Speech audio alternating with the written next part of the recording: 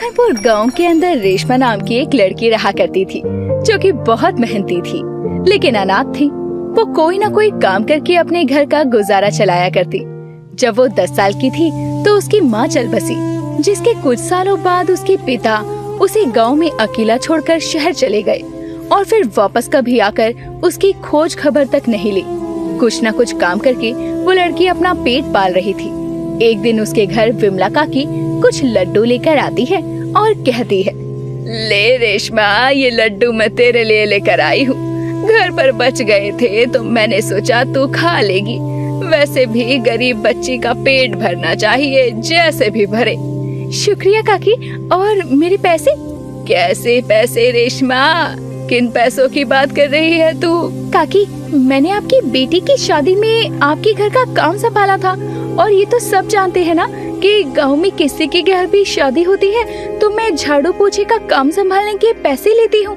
अरे कैसी बातें कर रही है रेशमा, अब अपनी काकी से भी पैसे लेगी क्या? पैसे के बदले लड्डू तो दे रही हूँ ना। तू तो जानती है तुझसे तो कुछ नहीं छुपा है। मेरे पास कोई पैसे नहीं है, ये लड्डू लेने हैं तो ले ले। विमला ये बोलकर वहाँ से चली जाती है और रेशमा कुछ भी नहीं बोल पाती और बस अपनी किस्मत को कोसती रह जाती है। ये सब मेरे साथ ही होना होता है क्या? ऊपर वाले, तुझे मेरी हालत पर बिल्कुल भी तरस नहीं आता। पहले तो तूने मेरी माँ मुझसे छीन ली और उसके बाद मेरा बाप भी मुझे छोड़कर चला गया और अब पड़ोसी दिए हैं तो वो भी ऐसे। रेशमा खुद ही गुस्सा कर खुद ही शांत हो जाती है और अपने गुजारे के लिए अब एक केशवलाल सेठ के खेत पर काम करने लगती है, जो कि उस पर बुरी नजर रखा करता था और अधेड़ उम्र का आदमी था। वो खेत में बीज बोती रेशमा को देखकर कहता है, सच कहूँ तो रेशमा, तुझे इतना काम करते देख मुझे बड़ा दुख होता है। अभी भी समझा रहा हूँ, ब्याह कर ले मुझसे, फिर हाथ में माटी और बीज की जगह नोटों की गड्डियाँ होंगी, गड्डियाँ, देख लेना। सेठ जी, आपने समाचार सुना? पड़ोस के किशनगढ़ में ना एक किसान की बेटी को एक जमींदार परेशान किया करता था। फिर ना एक दिन तंग आकर उस लड़की ने खुरपी से जमींदार की गर्दन ही धड़ से अलग कर दी। ये सुनकर केशव बहुत ज्यादा डर जाता है और सकपकाते हुए कहता है, वो सब झूठ है। तुम अपने काम पर ध्यान दो, ठीक है? वरना पगार काट लूंगा, समझी? केशव ये बोलकर वहाँ से चला जाता है। रेशमा मुस्कुराती हुई अपने काम करने लगती है। जब भी केशव सेठ उसे परेशान करता तो वो झूठी कहानियाँ सुनाने लगती और केशव मरने से बहुत डरता था। वो वहाँ से भाग जाया करता। दिन ऐसे ही गुजर रहे थे। रेशमा कुछ न कुछ काम कर अपना गुजारा किया करती। एक दिन वो खेत से घर जाते हुए एक जगह पर बहुत भीड़ देखती है और खुद से कहती है, अरे ये इस जगह पर इतनी भीड़ क्यों है? मुझे लगता है मुझे जाकर देखना चाहिए, आखिर यहाँ चल क्या रहा है। रेशमा वहाँ जाकर देखती है तो वहाँ एक पानीपुरी वाला पानीपुरी बेच रहा था और उसकी दुकान पर बहुत ज्यादा भीड़ लगी थी। इतनी भीड़ को देखकर रेशमा के मन में सवाल आता है, अरे ऐसे भी कौन सी पानीपुरी दे रहा है जो पूरे गांव वालों ने इतनी भीड़ लगा रखी है? औरतें तो छोड़ो, आदमी भी दुकान पर खड़े होकर पानीपुरी खा रहे हैं। मुझे भी ये पानीपुरी खाकर देखनी चाहिए, आखिर ऐसा क्या है इसकी पानीपुरी में। रेशमा ये बोलकर अपनी जेब को टटोल कर देखती है तो उसके पास मात्र 10 रुपए थे। वो 10 रुपए का नोट देखकर खुद से ही बोलती है, एक काम करती हूँ, 10 रुपए की पानीपुरी खा लेती हूँ, आखिर पता तो चले कि इस पानीपुरी में ऐसा है क्या जो गांव वालों ने इसकी दुकान पर जमावड़ा लगा रखा है। रेशमा भी ये कहकर उस भीड़ में शामिल हो जाती है और पानीपुरी का इंतजार करने लगती है।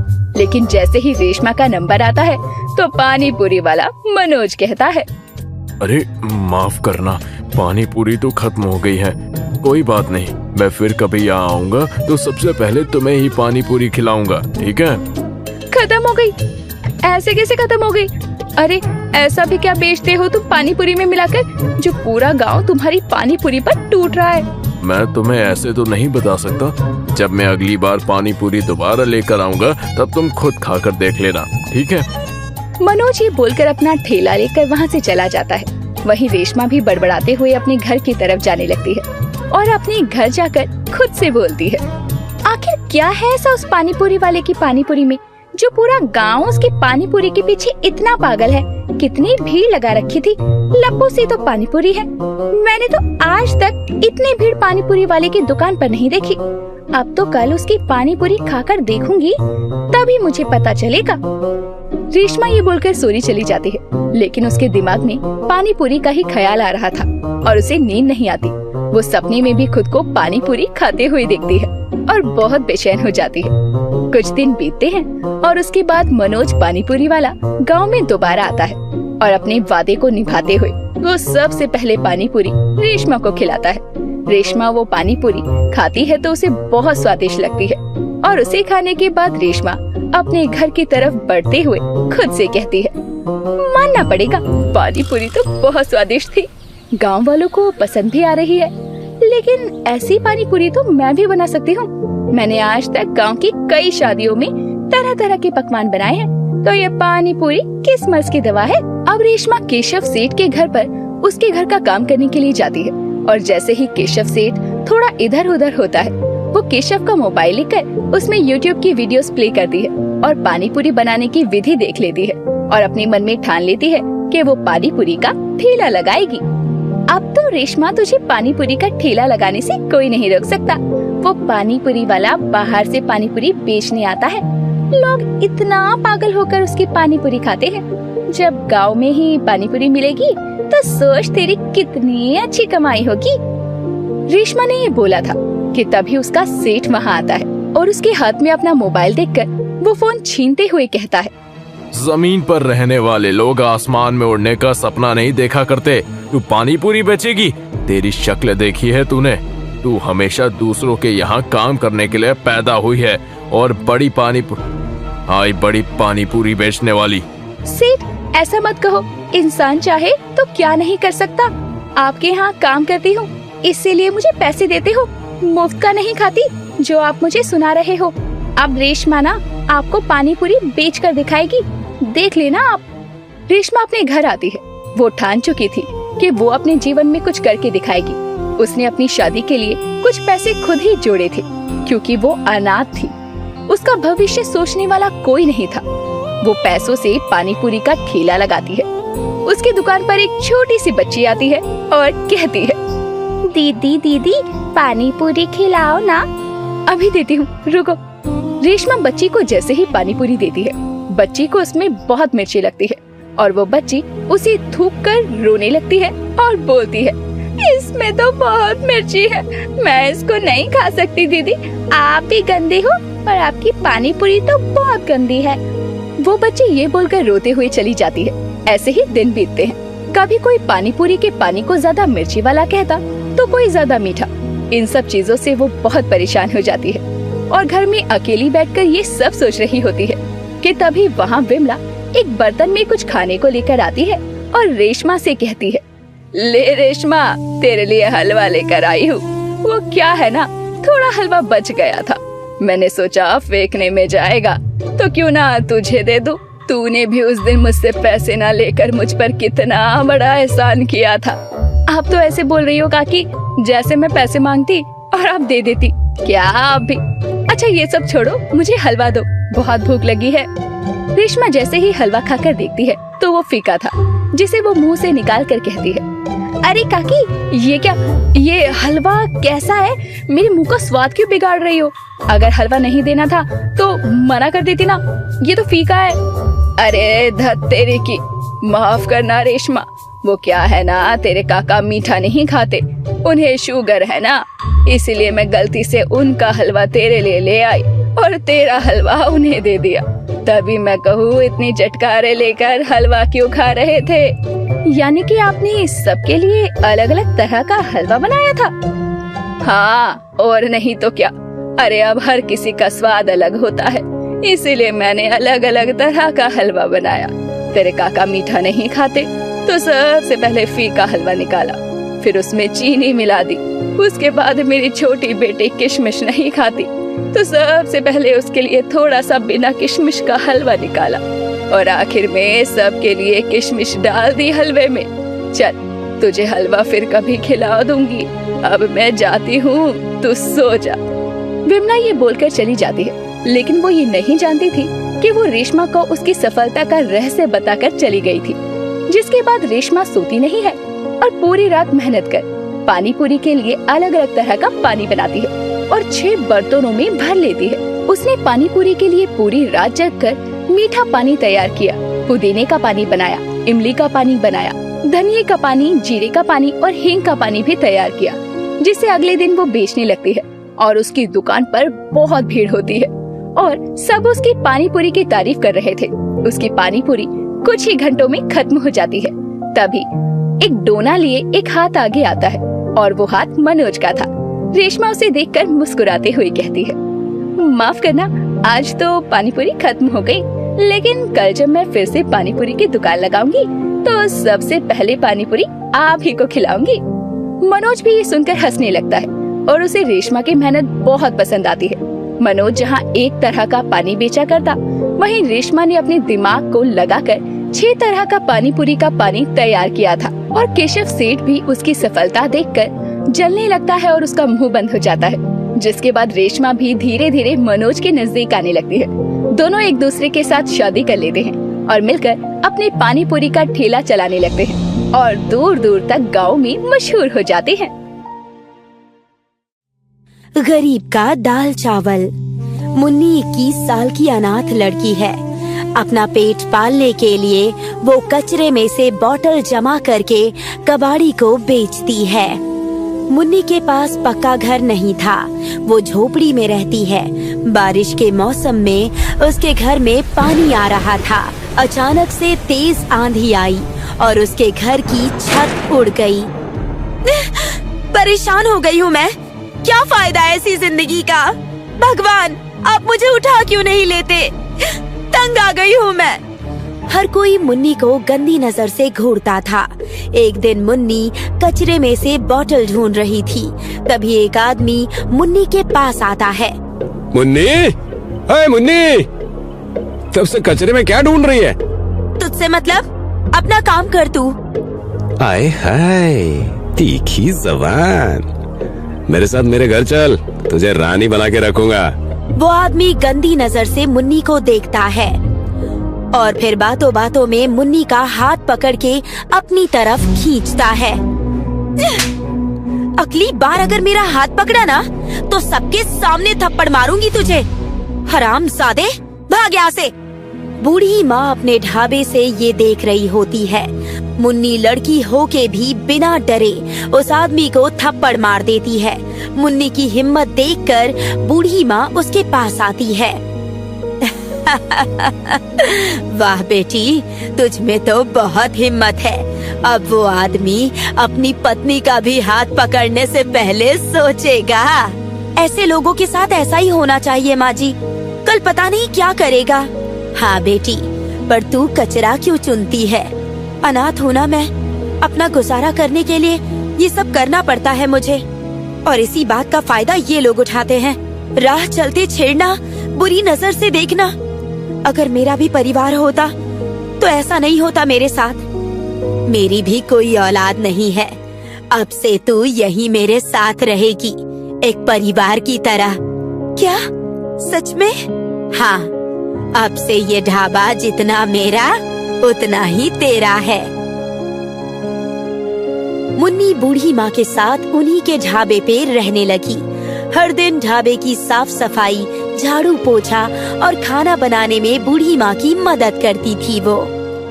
क्या खुशबू आ रही है। क्या फायदा ऐसी खुशबू का जब लोग खाना खाने आते ही नहीं हैं।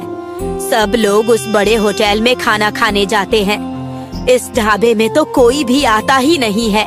बूढ़ी माँ, सब आएंगे। वो कैसे? शायद लोग बोर हो गए हैं वही दाल चावल खा खा कर, इसीलिए कोई नहीं आ रहा है।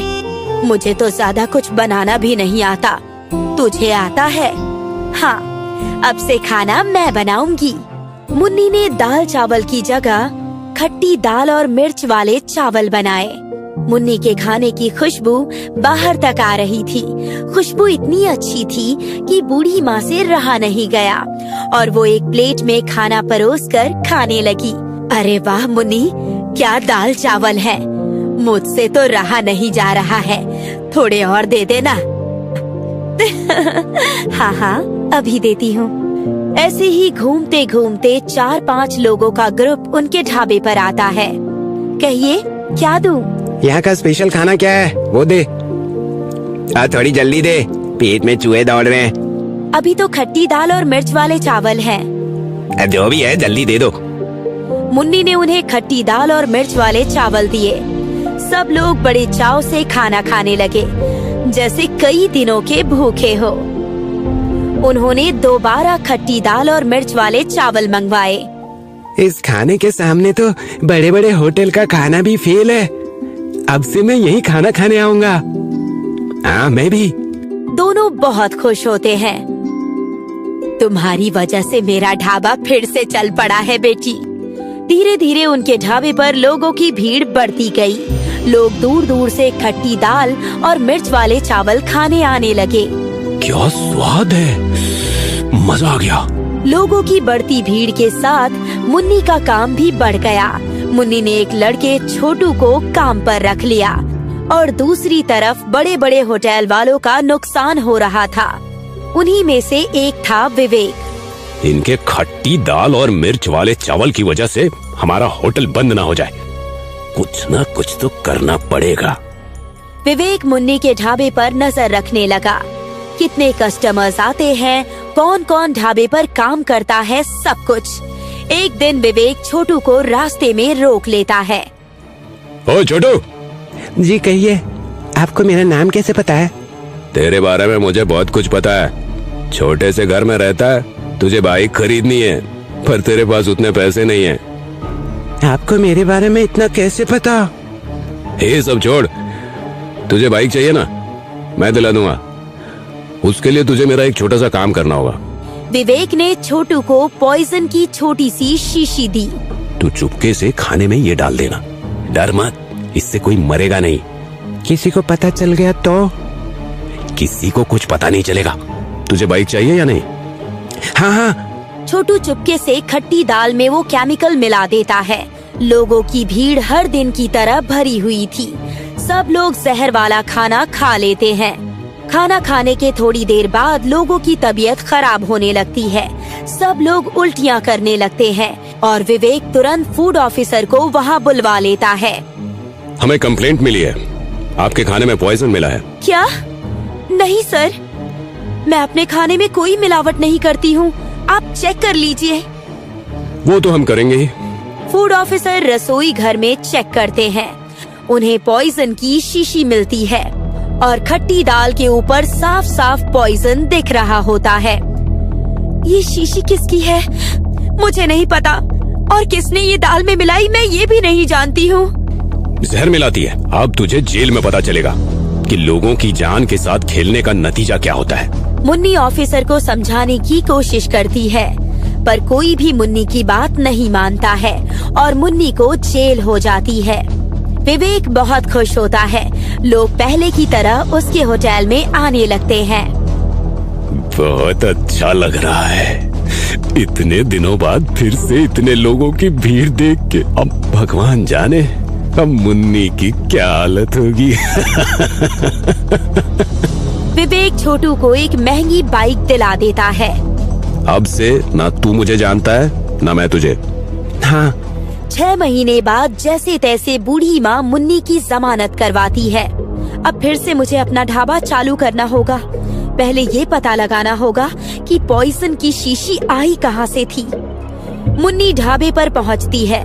ढाबे की हालत बहुत खराब थी। तभी मुन्नी छोटू को देखती है, एक महंगी बाइक पर सवार। मुन्नी को छोटू पर शक हो जाता है। मुन्नी छोटू के घर जाती है। छोटू कहाँ है? अरे मुन्नी जी, आइए आइए, बैठिए ना। छोटू अभी आता ही होगा। आपने गांव की जमीन क्यों बेची? मुन्नी, हमारी गांव में कोई जमीन ही नहीं है बेटा। क्या? तभी छोटू आया और मुन्नी को देखकर डर गया। छोटू का डरा चेहरा देखकर मुन्नी समझ जाती है कि हो ना हो ये सब छोटू का ही किया धरा होगा। छोटू आजा, बैठ। तुझे पता है मैं जेल में 6 महीने थी। पुलिस ने ज्यादा कुछ नहीं किया क्योंकि मैं लड़की हूँ ना। पर अगर मान ले कि अगर तू मेरी जगह होता तो तेरी चटनी बना देते वो लोग। मुझे क्यों मार रहे हो? सारा प्लान तो उसका था। छोटू पुलिस के डर से विवेक के बारे में सब कुछ बता देता है। छोटू की माँ कहती है, बाइक के लालच में तूने कितनों की जिंदगी के साथ खेला है। अरे अगर कोई मर जाता या फिर वो खाना हम खा लेते तो? मुन्नी के बारे में सोच, उसकी क्या हालत हुई होगी जेल में। मुझे माफ कर दो मुन्नी दीदी, तभी मुझे कुछ समझ में नहीं आया। ठीक है, पर छोटू अब तुझे मेरा एक काम करना होगा। जो तूने विवेक के कहने पर किया ना, वो सब तुझे फूड ऑफिसर को बताना होगा। छोटू ने फूड ऑफिसर के सामने सब कुछ साफ साफ बोल दिया। फूड ऑफिसर विवेक को सबके सामने गिरफ्तार करते हैं। मुन्नी, मैं तुझे छोड़ूंगा नहीं। पहले जेल से तो आजा। मुन्नी फिर से अपना ढाबा शुरू करती है। खट्टी दाल और मिर्च वाले चावल। कुछ लोग ही खाना खाने आते हैं, पर वक्त के साथ मुन्नी का ढाबा फिर से चलने लगता है। मुन्नी की हिम्मत ने उसका साथ आखिर तक दिया।